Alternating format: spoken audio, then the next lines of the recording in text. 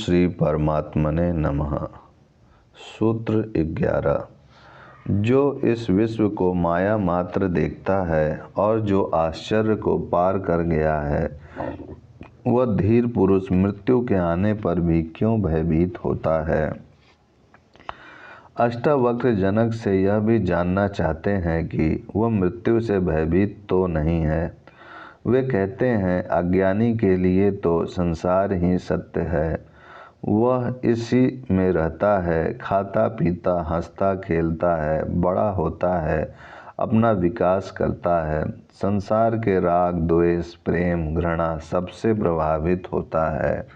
वह संसार को ही भोग का साधन व उन्नति का मार्ग मानता है। कई तो संसार को ही स्वर्ग कहते हैं, किंतु आत्मज्ञानी को जब वास्तविकता का ज्ञान हो जाता है तो वह संसार को माया भ्रम देखने लगता है, क्योंकि उसे इससे भी बहुमूल्य मिल गया है। अज्ञानी को इन विचित्रताओं से भरे संसार को देखकर आश्चर्य भी होता है, किंतु ज्ञानी को वास्तविकता का ज्ञान हो जाने से वह इस आश्चर्य को भी पार कर जाता है। संसारी तो मृत्यु से भयभीत होता ही है कि ना जाने इसके बाद कौन सी योनि मिलेगी, स्वर्ग नरक में क्या सुख दुख होंगे।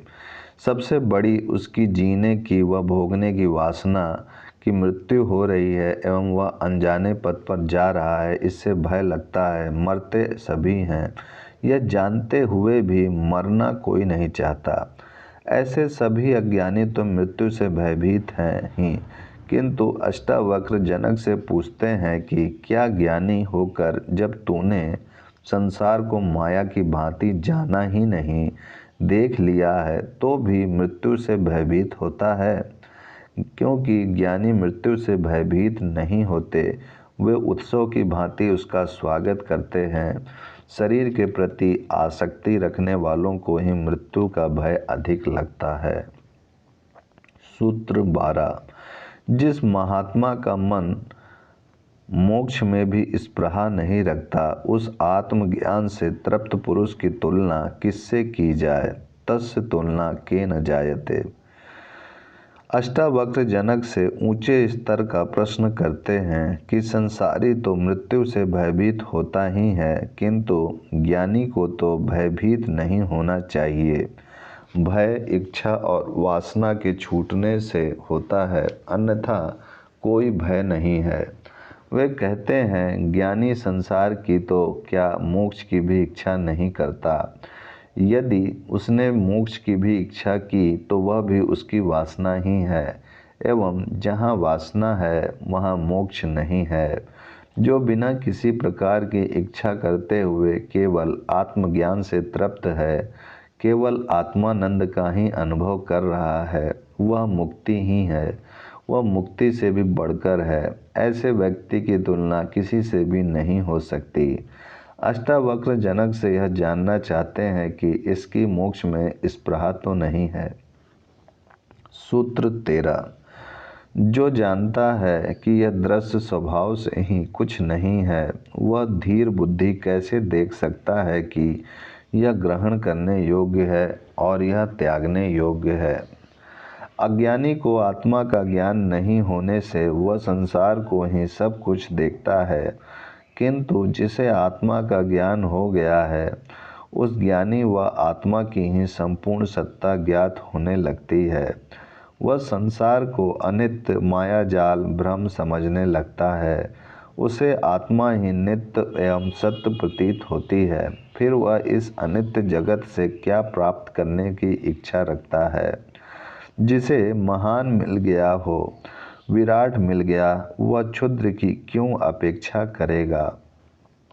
आत्मज्ञानी को यह सब दृश्य जगत स्वभाव से ही कुछ नहीं है एवं सब कुछ आत्मा ही है, ऐसा ज्ञान हो जाता है।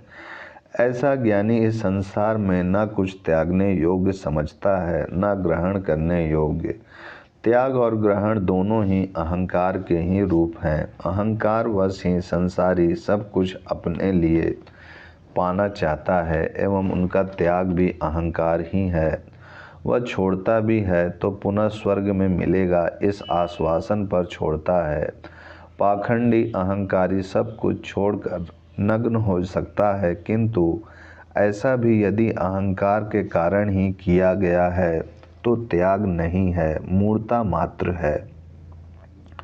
छोड़ना पाने की कोई शर्त नहीं है। जहाँ भी मैं मौजूद है, कर्ता मौजूद है, वहाँ अहंकार ही है।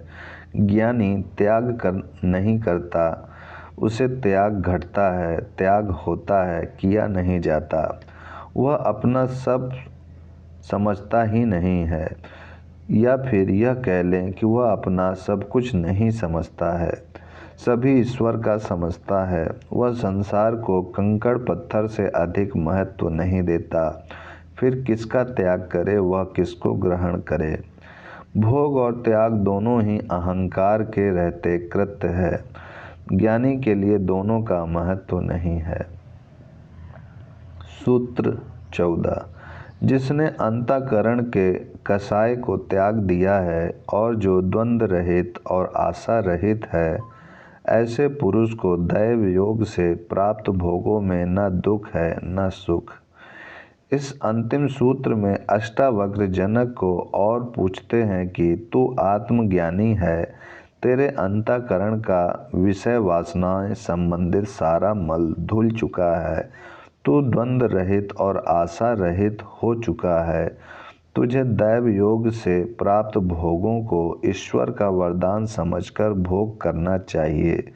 तुझे इनमें सुख दुख नहीं होना चाहिए, अर्थात जो भी अच्छा बुरा होता है उसे दैव योग समझकर भोग लेना चाहिए। यदि ऐसी प्रतिक्रिया होती है तो इसका अर्थ है अभी मन जीवित है, आत्मज्ञान हुआ नहीं है। ज्ञानी वही है जो स्व विवेक से जीता है, क्या अच्छा है, क्या बुरा है, क्या ग्रहण है, क्या त्याग है, इसका निर्णय स्व विवेक से ही करता है। वह सांसारिक नियमों, रूढ़ियों, मर्यादाओं से प्रभावित नहीं होता।